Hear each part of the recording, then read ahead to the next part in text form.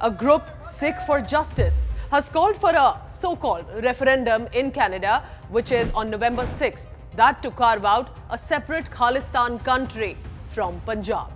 Indian authorities have expressed concern that these incidents and events are going to be used for anti-India activities and are urging the Canadian authorities to take action against the pro-Khalistani actions. Listen in to what MEA, Ministry of External Affairs spokesperson Arindam Bagchi has said to the Canadian authorities.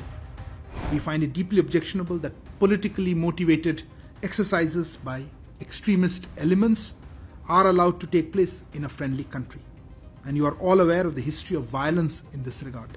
In this episode of Homeland, I decode India's concerns over increasing Khalistani actions in Canada and other countries.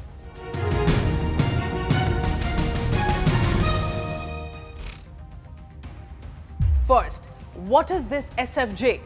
Now, Sikh for Justice sounds like a revolutionary name, but in fact, it is a secessionist group that has repeatedly called for violence across India. The Indian government in 2019 declared the SFJ as a terrorist organization under the Unlawful Activities Prevention Act.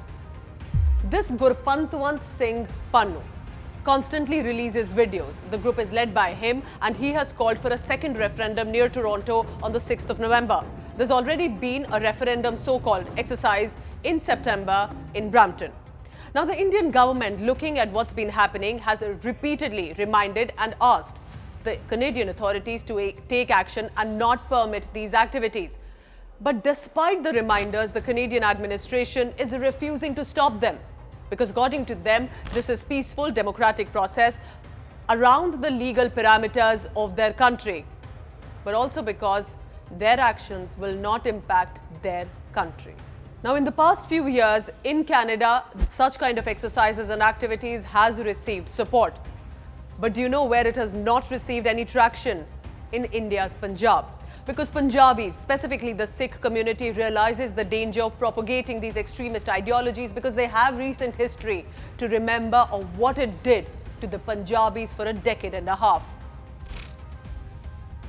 In the 1970s and 80s, a violent secessionist movement had started to take shape in Punjab here in India, and that primarily paralyzed Punjab for a decade and a half. Many people were killed. Economy had also descended into chaos. The one leading this movement was a young extremist religious leader, Jarnail Singh Bhindranwale. He managed to influence young Sikhs and then stockpiled weapons and seized the Golden Temple or the Harmandir Sahib. Prime Minister Indira Gandhi then ordered clearing of the premises of these extremists. In the aftermath, Indira Gandhi was assassinated. What followed were brutal killings of members of the Sikh community across the country. In the past few decades, there have been a legal route that has been taken against the main accused. They have been jailed, arrested for years. There has been court cases that continue even today. Even in 2019, the Indian government launched a special investigation team to open all the cases to ensure that no culprit has gone scot-free. And with regard to that, arrests are taking place even till date. Sikhs are a respected community across India. They are known for their contribution in the Indian Armed Forces, in music, literature, in India's history and present, and importantly, for their public seva across the world. Even in politics, the Sikhs have a massive representation. From the Shiromani Akali Dal, the Congress, the Bharatiya Janata Party, and even the Aam Aadmi Party now does have a lot of Sikh community faces. But the Khalistani extremists continue to target India over no issues really. There has been a rise in attacks against Indian nationals, and that is believed to be the work of the Khalistani separatists in Canada. Narendra Modi government had to, on September 23rd, even issue an advisory for its own people to be careful, maintain due caution and vigilance if you are visiting Canada. This with regard to the increasing hate crimes that are taking place. Now, in words, the Canadian administration appears to be reassuring India that they will not be recognizing the Khalistan referendum.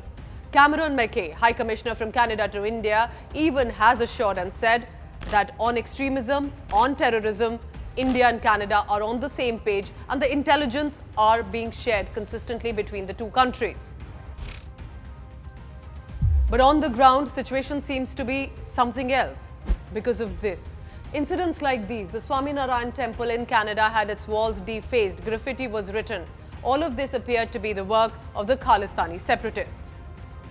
If you thought these are isolated incidents being done just by one group or another, think again, because there is a clear evidence that there is Pakistan's support and aid to these anti-India movement. Babbar Khalsa International is a terrorist organization. It is involved in attacks, bombings, assassination attempts, and its chief is based out of Lahore in Pakistan. Also, the International Sikh Youth Federation, another separatist organization, its chief is based out of Lahore. All of these, remember, are deliberate attempts. It's not just Pakistan sending in drug weapons via drones for surveillance and more into India and specifically to Punjab. It is also leveraging Khalistani extremists against India based in Canada, because here in Indian Punjab, it is not getting any traction. In September 2020, Canada-based a think tank published a paper, Khalistan, a project of Pakistan, and the journalist very clearly elaborating how this appeared to be a Khalistani movement, if revived, will be a national security risk both to India and to Canada. Now that we have established what Pakistan has been up to in this devious design, let me bring you back to the Western world, because in Canada, there are some members of parliament, even from the Sikh diaspora, who have been making controversial comments, and the intelligence agencies are closely tracking if that has helped pushing and encouraging the Khalistani extremists. But not just that.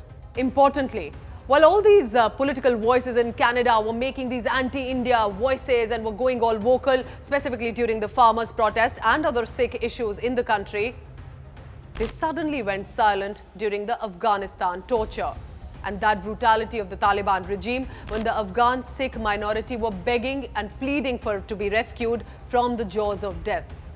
It was only India then that successfully, repeatedly evacuated the minorities from Afghanistan and gave them a safe shelter in India, and with full dignity and respect even to their holy book, the Guru Granth Sahib and the Swaroop. The Indian government has also often reached out to the foreign governments across the world, specifically in the United Kingdom and other European nations, to extradite the Khalistani terrorists.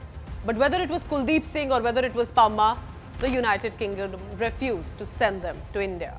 During Justin Trudeau's visit in 2018, Captain Amrinder Singh, then Punjab Chief Minister, gave him a dossier of terror operatives associated with the Khalistan movement, and Trudeau assured India that they do not support separatism anywhere in the world and will definitely not support in Canada. As I conclude this episode on Homeland, the fact remains that at the peak of 1980s and 90s, the Khalistan movement claimed the lives of at least 21,532 people. It was the political will to resolve the crisis. It was also, importantly, the public awareness against religious radicalization. It was also a police crackdown on separatists. It was then a determined fight back that brought us out, and specifically Punjab, out from a descending chaos.